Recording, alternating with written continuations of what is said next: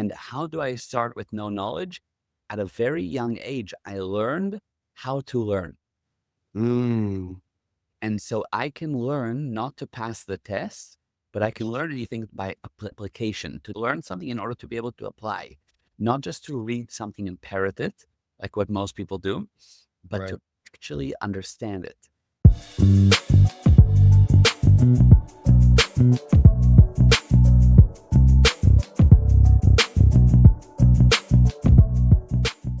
Hello, good morning, everyone. Happy Wednesday. I am Justin Nimergood, your host of the Real Estate Rockstars podcast. I'm so excited for the guest that we have on today, Mr. Gal Ezra.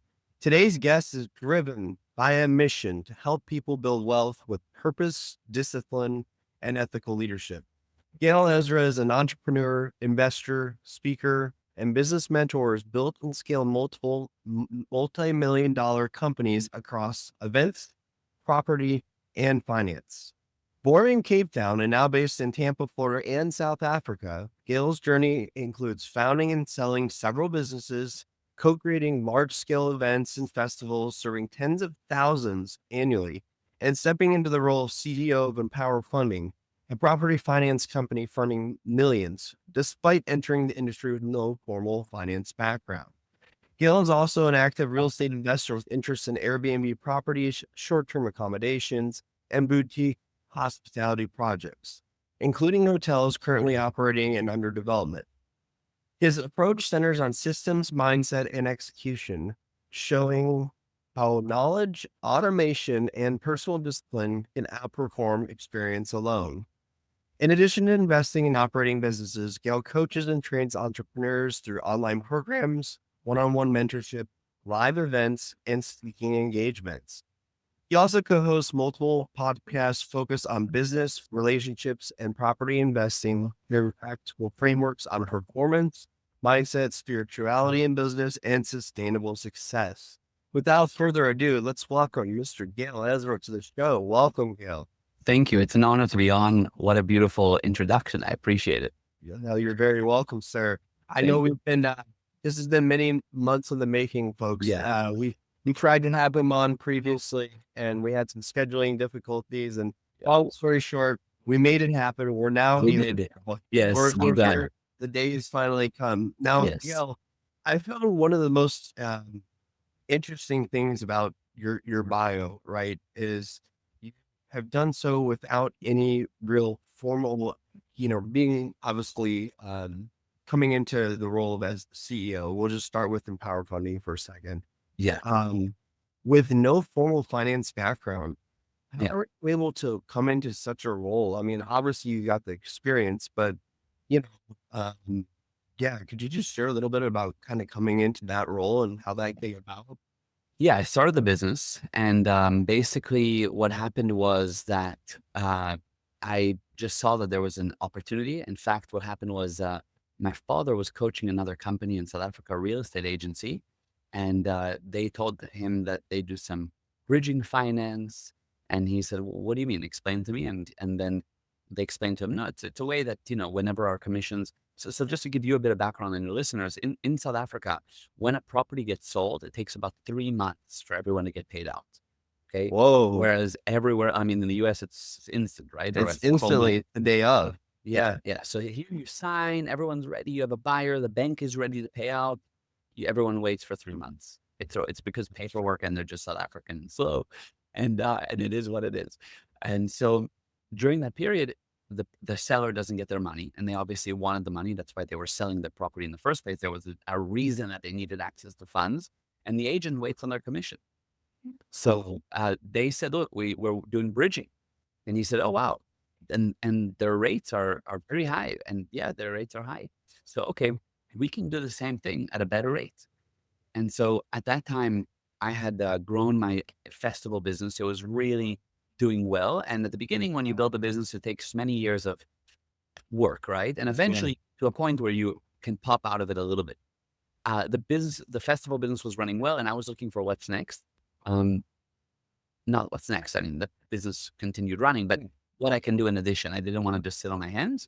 And so the next thing was, okay, let's do this. So I started this finance business, of doing the bridging finance at the most affordable rate in the country, improving on what we could with every other aspect of the business. And how do I start with no knowledge? Because at a very young age, I learned how to learn. Mm, And so I can learn not to pass the test, but I can learn anything by application, to learn something in order to be able to apply, not just to read something and parrot it, like what most people do, but right. to actually understand it. And that's what I had as a background ability. And there's three main barriers to learning. And if you don't know those three barriers, doesn't matter what you try to learn, you'll run up against them, and it will cause you to essentially not be able to comprehend. Now, I know we're limited on time, but just to answer the question, by using that, I learned. I just learned and said, I know. I am curious now. What are those three barriers? I'm sure our listeners are curious too. Yeah. I'll tell you the most important one. Okay. And the most important one might seem too simple, but it's everything. And the most important one, the other two are very important, don't get me wrong, but this thing is the senior factor. The biggest barrier to learning, okay? And you'll notice that have you ever read a page and you got to the bottom of the page and you didn't remember anything you read? Oh yeah, all the time. Okay. Now, oh yeah, or you start reading something you're interested in and you find yourself daydreaming. Yeah. Or you try to learn something and you just cannot comprehend it. You know that the author was probably knew what he was writing about, but you cannot understand what exactly he's saying. Mm-hmm. The reason for all of those things is one reason, and it's too simple. But the reason is that there was a word or symbol that you passed that you didn't fully understand. Uh, Now, it sounds too simple. It's just a word. Yes, if you read a page and you got to the end of it and you didn't remember what you read, it wasn't due to anything other than you passed a word you didn't understand. If you tried to start studying something and you decided to leave, it's due to a word or symbol that you didn't fully understand. It's all the understanding of the words. Now, this is a huge topic. Uh, I could give you a 7-day seminar about words and symbols and how you actually make sure to spot them and understand them, etc. But if you are aware of the fact that you must insist on using a dictionary, look up the words, you will be able to study anything and never, ever pass a word you don't understand. Most people, when doing business, go past many things they don't understand and it destroys them. They will go read a contract on a property deal and they don't understand some of the Latin in there. They don't understand some of the terminology and they think probably the lawyers who wrote it were smarter than me and I'm probably stupid and I just don't know what this means and fine, let me sign it. It can be the worst thing. It's not true. You just need to look up the words. It's true for managing a deal before you invest. True for any studying. It's true for any pursuit. And if you don't do it, good luck. You'll be and act stupid in that area. And so that's the first major barrier is passing a word or symbol you don't understand. It will destroy any potential you had of gaining the fruits of the results in that area. wow. Mhm. Wow. That's incredible. An incredible breakdown. And I've never heard it put that way. I mean, you always hear, oh, well, maybe you're ADHD, you can't focus, you can't, but it's like, it makes a lot of sense. If you found a word that you didn't understand, your brain, your brain is a protection mechanism in a lot of ways, right? So your brain was probably trying to protect you, like, oh, you don't understand. So we're just going to move through it. But in Yeah, reality, to your point, you need to go back to it and you need to figure it out. Right. yeah. You don't have ADHD. It's not true, and not you. I'm saying whoever's listening. We work with many people that say they have ADHD. I'm sorry to tell you. I know you like that. I know you like your label, but you don't. Your ADHD is a symptom. You have the symptoms of ADHD. Can't concentrate. You have those things. That's very real. You have those problems, but it's not the label. Because if it was the label and that was really the source of your problem, then guess what? It wouldn't be a problem anymore. Because when you find the source for a problem, it goes away. So if you've been saying for many years, I have ADHD and that's why I can't learn, it's not the source of your problem. Yes, you have the symptoms of lack of concentration or hyperfocus or whatever you have, but that's not your problem. You have nothing wrong with your brain. You don't have a chemical imbalance. It's never been proven anywhere. And under the face of the earth, there's no conclusive test that such a thing as a chemical imbalance exists or that it's connected at all to your mental health. And what we do, by the way, when I work with somebody on our coaching side, is we take many people who say they have ADHD. And yes, again, they have those problems, but we actually find the source and we handle it. And one of the biggest reasons for the symptoms of ADHD is it's too simple. I know it sounds too simple. It's that you've passed words or symbols you simply didn't understand. And because you didn't understand, it popped you out of the subject. You had a lapse in understanding. And as a result, you weren't able to comprehend and all the other problems that come with it. Wow, that's some powerful stuff, y'all. If you aren't taking notes right now, he's dropping some knowledge here. Now, let's shift gears for a second. What is probably the project right now that you're working on that you're the most proud of, or you're most, even let's say, the most excited about that you're working on right now? Yeah. So right now we're adding a whole section to our finance offering, which is, by the way, sorry if you hear some crying, my daughter's in the background. I don't know if you hear the baby crying, but basically, first of all, that's my daughter is probably the number one project that we have. That's actually very fitting. But we're adding something to our finance offering where we're doing asset-backed loan. So somebody who owns a property and they have equity in the property, we can come in, especially even when the banks say no, and we have a structure that we've put in place where we can basically take a mortgage on the property and lend you funds against it. And we do it in a kind of a unique structure, and we do it for property and luxury vehicles. And so we've started in that world. So it's beyond just the bridging finance where you've sold a property and you're waiting for 3 months. Now we've added that on. So it's been an interesting journey putting that all together.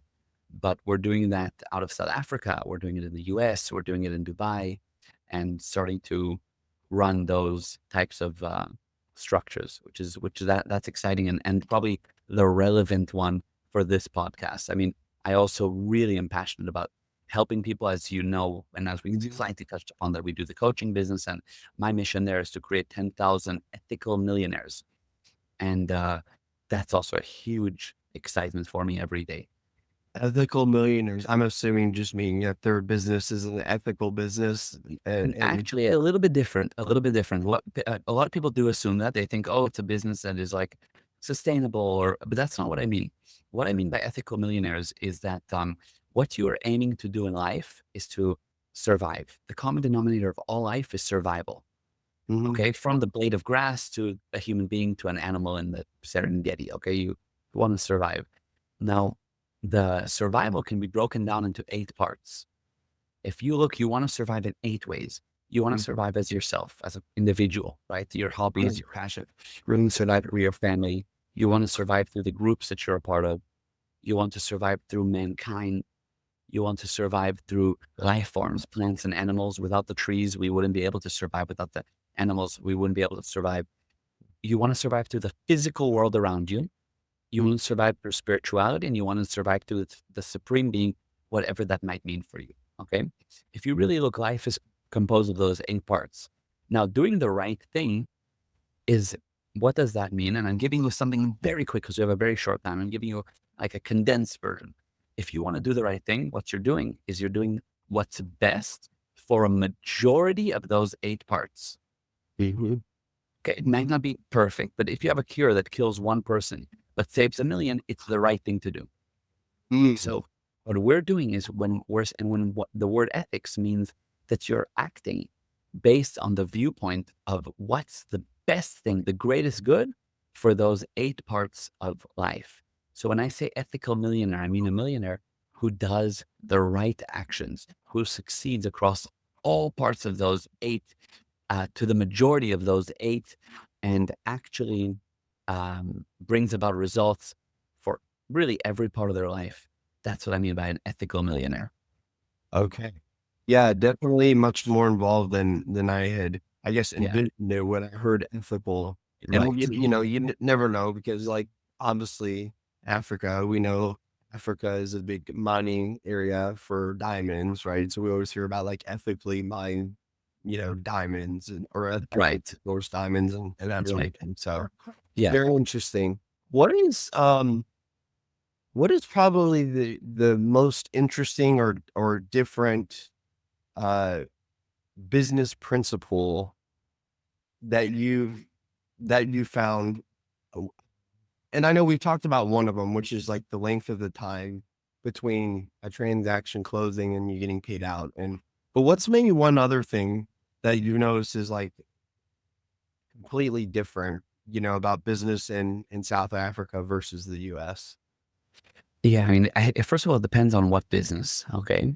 On the one hand, Cape Town is called the mother city. Okay. Because it's just the main, city of South Africa. So it's like the mother city. But the joke is that it's called the mother city because it takes 9 months for anything to happen. So it's, but, it's just, sometimes things can be slow, but actually jokes aside, things can also move really well and really fast there. It really depends on what area um, we're talking about. But in my space, yeah, the biggest thing that's really unique in terms of the property industry is I'd say the um, that waiting period. That's a big one. There's also uh, big differences, I think, in how much goes into like property inspections, and I think it's much more thorough in the U.S. And I think in Cape Town it's a little bit more relaxed. We can say the way they build is different than the U.S. The U.S. is super like wood and drywall oriented. In South Africa, it's much more brick and mortar type thing. Um, so there's some differences in like the construction approaches and the how thorough they review your how what's the word I'm looking for? The legalities, let's just say, around it. It's not that things are like falling apart that are bad, but it's just not. The U.S. is like extremely strict with like home inspections and things like that. Um, so yeah, there's those little bits of differences, but Yeah. overall, Cape Town and South Africa in general is very first world in its approach. Many things are better than other parts of the world. Like our online banking systems and the way funds move is actually much more efficient than some other parts of the world. So there's a lot of pros as well. Nice. Nice. Yeah. Well, for those of you that don't know, Cape Town, arguably one of the most beautiful cities in the world. Kind of it's mountainous, and then you also have the beaches as Yeah. well, right? Yeah. You can be on the beach on the top of a mountain and sitting at a wine farm in the same for 6 hours, let's say. So Yeah. The same day. Same day. The same day. Wow. Yeah. Wow. Yeah. Absolutely unbelievable. Now, we're going to pivot into kind of our final segment of the show where I'm going to ask you a couple zingers. Let's have some fun with them. Okay. There is no right or wrong answer, by the way. I meant to Okay. like harp on with it. Just answer it from your heart. There's no right or wrong. So let's take a look. Here's the first one. Now, imagine, Gail, it's your last day on Earth, and you can only carry 3 items in your time capsule. What are those items and why? Oh, preserve them. Probably some kind of a hard drive. I have a hard drive of some kind. My daughter has joined us here, Hi, daughter. working from home Yes, here. beauty. She's the best. She's the best, and it looks like she's doing some help and clean. She's giving you this bump. This bump. There we go. Okay. So probably a hard drive with some good old memories. What would I preserve? Honestly, anything that's majorly physical, I wouldn't really need to even physically preserve. I wouldn't mind. Maybe I would preserve. Oh, I don't actually know. I don't have anything specific I'd preserve when it comes to the physical. I wouldn't mind. You wouldn't want anything to like sort of carry on for like, future legacies, future generations, basically. The main thing for me that I'd want, the reason I say hard drive is because on there I'd have any knowledge that I've written or produced or gained that can help. and maybe some photos and memories so people can look back at how good looking I was. But other than Yeah. that, who cares? No, from the physical side, I'd be curious what other people answer. But from the physical, I don't have any like major thing that I'd be like attached to. You kind of said something that a lot of people say, which is memories, pictures. I get that answer a lot. Memories, pictures. Some people would say their wedding ring. Usually always something tied to, no matter who I ask this question to, it's something tied to your family though. Your family, your memories, your passion, your work. Like always Yeah, same answers. yeah, yeah. For me, the most important thing would be to pass on knowledge that I've gained that can help. That's the main thing for me. The family will benefit from that tremendously. Like it would be horrible for me if my daughter didn't have the fruits of what I've gained from my own life to Mhm. utilize in hers. That's the main thing. Even the memories and the photos, I've lived before and I'll live again. It's okay. Yeah. Yeah. Wow. There you have it. All right. So here's the second one. This one's a little bit easier, but what is your definition of a real estate rock star? Ooh, it's somebody who really understands the angles and every viewpoint around property. So they look at every risk, every reward, every opportunity, and they really understand each and every viewpoint and are willing to look at it. Doesn't mean they have to agree with it, but they're willing to look at it. And they can act with total confidence in any transaction while being thoroughly willing to have every other viewpoint involved in that transaction, meaning they act with certainty, but yet they're aware of everything else going on around them. And as a result, they see the full picture. Yeah. Wow. There you have it, folks. Absolute masterclass here by Mr. Gal Ezra today. Gail, I want to make sure we give our listeners and our subscribers out there an opportunity to connect with you. I mean, that's a big part of why we have amazing guests like yourself on. What's the best way for people to do that? Sure. So me personally, you go to Gal A Ezra, Galaezra. Or if you want to learn more about what we're doing, you can go to our website, empowerfunding.co.za. That's the bridging finance. Or if you want to learn more about the business and coaching and personal development side, it's gprosperity.com. G stands for guaranteed. Everything that we do, we have a guarantee behind it, not just money back. We say if you paid for something and it wasn't everything that you wanted and more, we don't just give you your money back. We give you your money back plus 10% for wasting your time. So Oh, give them an interest. Oh, yeah. interest plus interest, 100% because you put in your time, your money, and it didn't bring you results. So everything we do is money back guaranteed because you bring results. So it's called Guarantee Prosperity. The website is gprosperity.com. There you go. There you have it, folks. Make sure you connect with Gail out on his various social medias, those websites. He is a wealth of knowledge, and obviously being an international business professional like himself, he knows the international market, right? He's constantly and actively working in both the U.S. and obviously South Africa. So Mhm. he is very well versed in international business as well. Yeah. There you have it with another wonderful guest here on the Real Estate Rockstars podcast. I am Justin Nimergood, your host. We'll be here at same time, same place next week. Thank you, everyone. Thank you all. Bye bye.